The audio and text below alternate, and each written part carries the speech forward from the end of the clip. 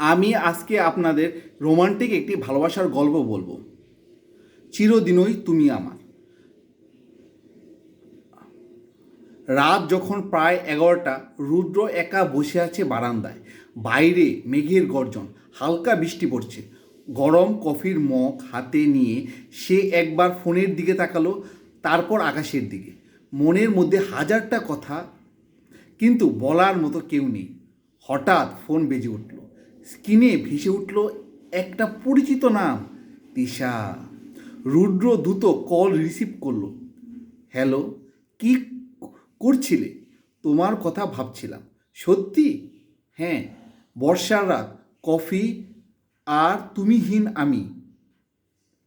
কিভাবে তোমার কথা না ভেবে ভেবে থাকি? তিশা একটু হেসে বলল, আজ একটা কথা বলবো, শুনবে? সব সময় শুনতে চাই।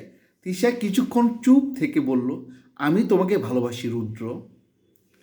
অনেক দিন ধরে বলতে চাইছিলাম, কিন্তু সাহস পাইনি। রুদ্রের হৃৎস্পন্দন বেড়ে গেল। এতদিন ধরে যে কথাটা শোনার জন্য অপেক্ষা করছিলাম, আজ সেটা সত্যি হয়ে গেল। সেই গভীর নিঃশ্বাস নিয়ে বলল, আমি তোমাকে প্রথম দিন থেকেই ভালোবাসি তিশা। চিরদিনই তুমি আমার ছিলে, আছো আর থাকবেও।